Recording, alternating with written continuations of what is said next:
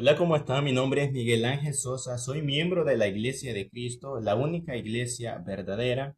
En esta oportunidad vamos a estar viendo el tema ¿cuál es la diferencia entre el Antiguo Testamento y el Nuevo Testamento? Entre el Antiguo Pacto y el Nuevo Pacto.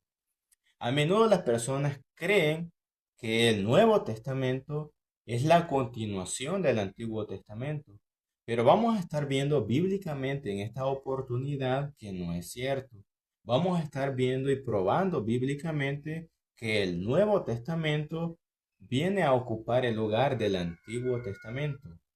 Entonces vamos a estar viendo también que es un error doctrinal y espiritual estar mezclando el Nuevo Testamento con el Antiguo Testamento, porque leyes del Antiguo Testamento que están escritas y expresadas son para el pueblo o país o nación de Israel. En todo el Antiguo Testamento no existe la iglesia. La iglesia viene a ser establecida por nuestro Señor Jesucristo en el Nuevo Testamento.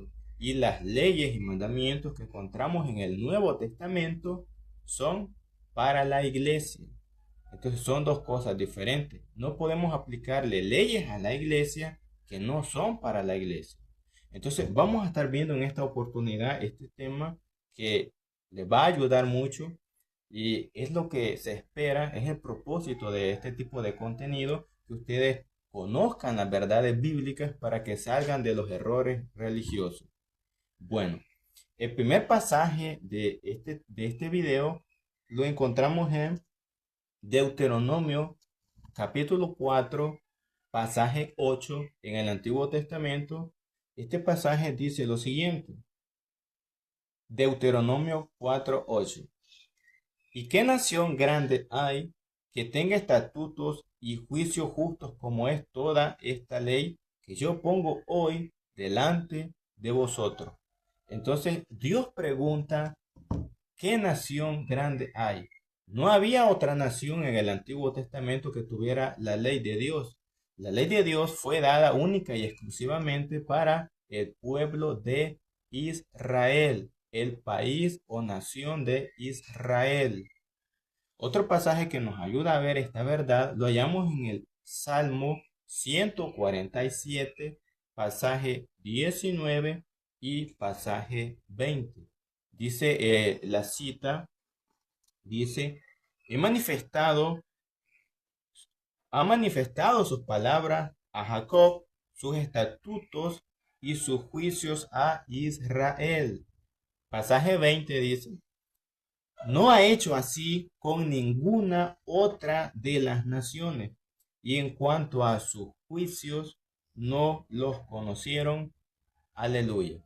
Entonces, en este pasaje de Salmo 147, 19 y 20, la escritura dice claramente que no había otra nación que tuviera la ley de Dios, solamente y exclusivamente el pueblo de Israel era el que tenía la ley de Dios. Entonces, estos pasajes nos ayudan a entender que la ley del Antiguo Testamento no era una ley mundial, sino que era una ley nacional.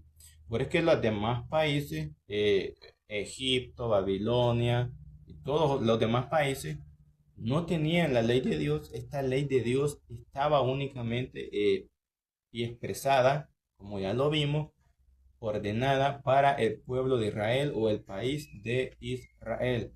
Otro pasaje que nos ayuda a ver un poco más de esto lo hallamos en el libro de Levítico capítulo 27. Dice el pasaje en Levítico 27, dice el pasaje de la siguiente manera. Levítico 27:34 dice, estos son los mandamientos que ordenó Jehová a Moisés para todo el mundo. No, no dice para todo el mundo, dice para los hijos de Israel en el monte Sinaí. Entonces, toda la antigua ley, todo el antiguo pacto era una ley, repito, para el pueblo de Israel. Si usted no era parte o pertenecía al pueblo de Israel o al país de Israel, si usted nació en otro país en esa época, entonces usted no era considerado pueblo de Dios. Otro pasaje que nos ayuda a entender este punto lo hallamos en Malaquías capítulo 3, pasaje 9. Malaquías 3, 9. Este pasaje que es tan famoso en el mundo religioso porque es la fuente que ellos usan para hacer que las personas diezmen. Pero mire lo que el texto dice. Dice en Malaquías 3, 9. Malditos sois con maldición, porque vosotros, la nación toda, me habéis robado. Entonces, cuando Dios reprendía en el Antiguo Testamento a su pueblo, enfáticamente, claramente dice que era la nación o el pueblo o país de Israel. Entonces, con estos textos podemos ver claramente que la ley del Antiguo Testamento era únicamente, exclusivamente para el país, nación o pueblo de Israel. No era una ley mundial, sino que era una ley nacional. Ahora bien, eh, también las personas dicen, pero ¿por qué como iglesia de Cristo ustedes dicen que esa ley fue quitada? ¿Qué base tienen? Entonces, recuerde que como iglesia de Cristo debemos dar respuesta bíblica. Si como iglesia de Cristo, como cristianos, no damos una respuesta bíblica, usted no tiene que creer. Usted siempre debe demandar prueba bíblica. Usted tiene que decir siempre a dónde lo dice, deme el libro, capítulo y versículo para yo poder creer. Así es que, ¿por qué fue quitada la ley del Antiguo Testamento? ¿Por qué?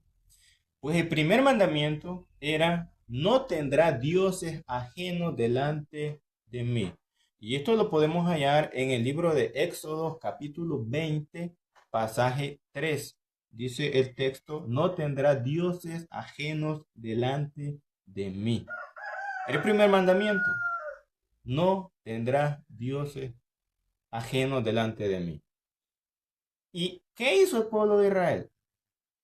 Empezó un tiempo después a ir en pos de otros dioses falsos. Ellos cayeron en la idolatría. Ellos quebrantaron el primer mandamiento. Y luego todos los demás.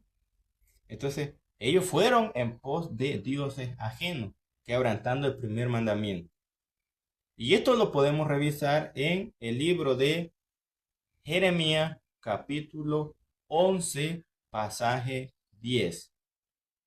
Dice Jeremías 11:10, se han vuelto a las maldades de sus primeros padres, los cuales no quisieron escuchar mis palabras y se fueron tras dioses ajenos para servirles. La casa de Israel y la casa de Judá invalidaron mi pacto, el cual había yo concertado con sus padres. Aquí claramente Dios está diciendo que el pueblo de Israel invalidó el pacto. Porque, acuérdense, el primer mandamiento era, no irá o no reconocerá otro Dios fuera de mí, o no irás en pos de dioses ajenos, o no tendrás dioses ajenos delante de mí.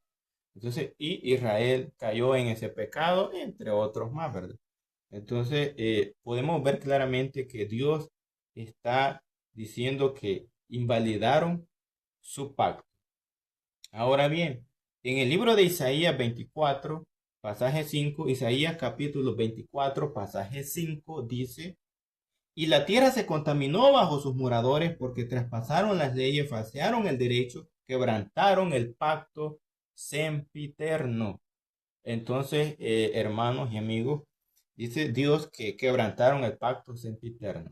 Dios no iba a quitar la ley. Esta ley estaba allí para obedecerse, pero cuando el pueblo de Israel la quebrantó, entonces Dios les dice claramente, ustedes ya invalidaron el pacto, ustedes rompieron el trato que habíamos hecho.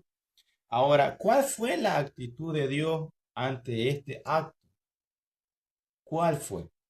Entonces, viene Dios, hermanos y amigos, esto ustedes lo pueden ver claramente, que Dios establece un nuevo pacto. Él empieza a profetizar y dice, bueno, el pacto que teníamos ya lo quebrantaron, ya lo invalidaron. Entonces yo voy a hacer un nuevo pacto. Pero este pacto que Dios iba a establecer, iba a hacer, era un pacto diferente.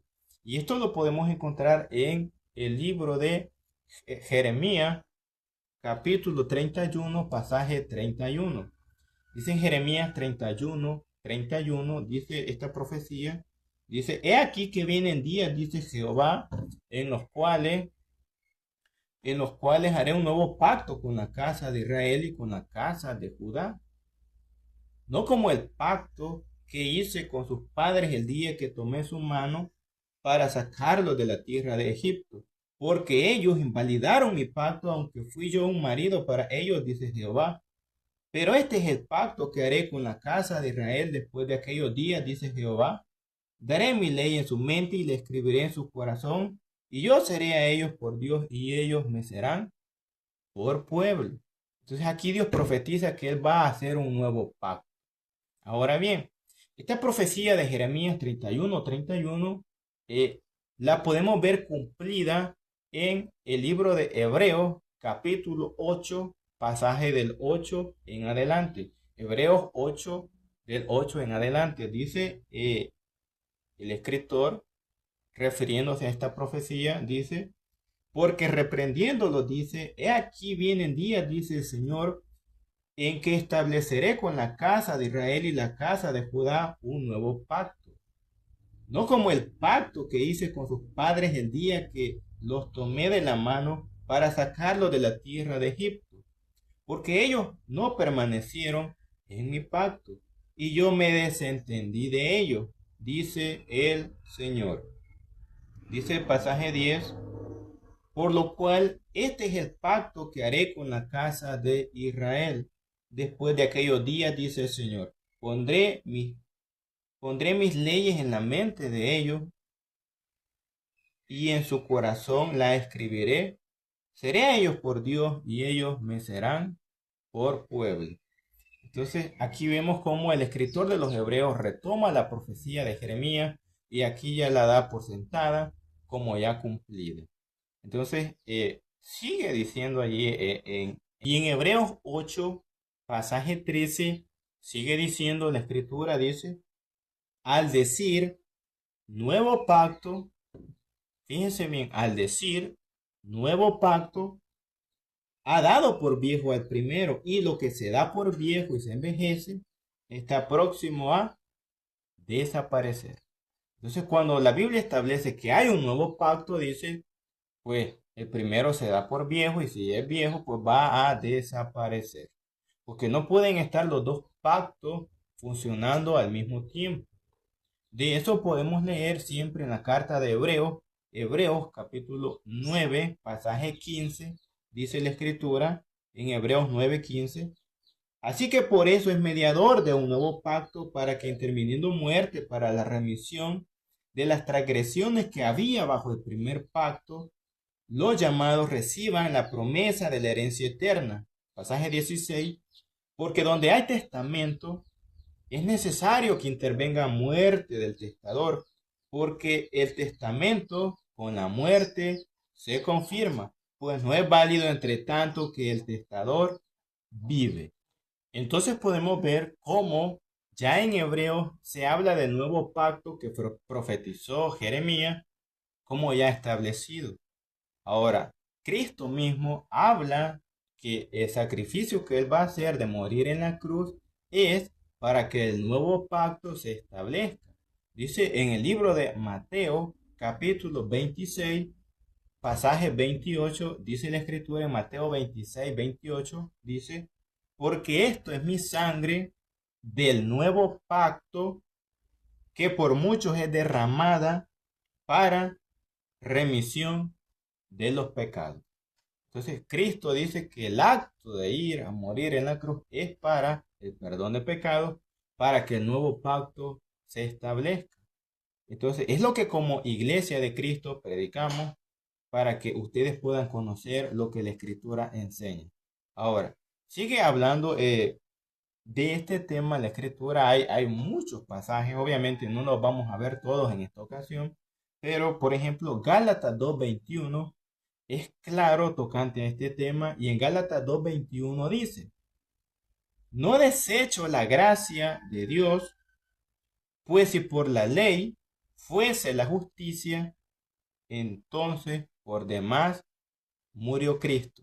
Ahora bien, si ustedes dicen que hacen cosas que son mandadas en el Antiguo Testamento porque éstas agradan a Dios, entonces ustedes están diciendo que el sacrificio de Cristo fue de balde. Ustedes están diciendo que Cristo fue a morir a la cruz en vano, porque ya existía esta ley en la antigüedad. Entonces, el error común es que quieren seguir practicando o sometiéndose a la ley del antiguo pacto que fue quitada por Cristo. Y Cristo, el apóstol Pablo dice, si ustedes creen que se van a justificar o salvar por obedecer el antiguo pacto, la ley de Moisés o el Antiguo Testamento, entonces están al mismo tiempo diciendo que Cristo fue a morir en vano. Entonces, en esta posición se ponen todos aquellos que insisten o defienden el querer seguir obedeciendo la ley de Moisés. Ahora bien, vamos a leer otro pasaje en Colosenses 2:14. El apóstol Pablo está tomando siempre este tema, porque este tema en el primer siglo, hermanos, acuérdense que era una ley, y amigos, también ustedes lo pueden ver, era una ley que había estado por miles de años, cientos de años. Entonces, de la noche a la mañana no se iba a quitar la idea y muchos rechazaron estas ideas de que el antiguo pacto había finalizado y que ahora tenían que sujetarse a un nuevo pacto que era el Evangelio o la ley de Cristo.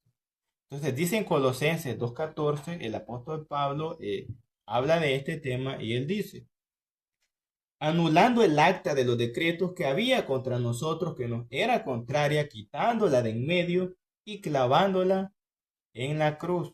Pasaje 15 dice, y despojando a los principados y a las potestades, lo exhibió públicamente, triunfando sobre ellos en la cruz. Por tanto, fíjese bien, aquí hay un conector. El por tanto del pasaje 16 conecta al 15, o sea, esta es la explicación. Dice, por tanto, nadie os juzgue en comida o en bebida o en cuanto a días de fiesta, luna nueva o día de reposo. Dice el 17, todo lo cual es sombra de lo que ha de venir, pero el cuerpo es de Cristo. Entonces, en Colosenses 2:14 al 17, el apóstol Pablo deja claro que la iglesia no se debe sujetar al Antiguo Testamento, sino al Nuevo Pacto o al Evangelio o la ley de Cristo. Y Pablo les dice, la ley quedó clavada en la cruz. Por eso ahora ya no nos van a juzgar por las comidas que eran prohibidas en el Antiguo Testamento, eso ya fue quitado, por las fiestas que se celebraban o estaban mandadas en la ley fueron quitadas, o los días de luna, o el día de reposo, el sabbat o el sábado, que la ley mandaba que se debía guardar. Todo eso, dice el apóstol Pablo, fue quitado porque era una sombra, entonces, de lo que había de venir. Ahora, sigamos avanzando para ir ya concluyendo. En Hebreos 7:12 es claro el pasaje al enseñar que el sacerdocio levítico del Antiguo Testamento, que estaba encargado de hacer los sacrificios, presentar las ofrendas, entre otras cosas, fue quitado y en su lugar Cristo se pone como sumo sacerdote. Dice en Hebreos 7:12, dice el pasaje, porque cambiado el sacerdocio, necesario es también que haya cambio de ley. Entonces la ley del Antiguo Testamento fue quitada y en su lugar es puesta la ley de Cristo o el nuevo pacto o el evangelio. No fue quitada una parte de la ley de Moisés. Dice el texto que fue quitada la ley. Era necesario que se hiciera un cambio de ley completamente. No es que unas cosas fueron quitadas y otras cosas sí y otras cosas no, como enseña el mundo religioso, que ellos dicen, no, ya no circuncidamos porque eso fue quitado, pero esto sí lo hacemos porque esto no fue quitado. Entonces hacen una ensalada, ¿verdad? Y lo que les gusta lo agarran y lo que no, pues lo desechan. El pasaje no dice eso, el pasaje dice que había que hacer un cambio de ley.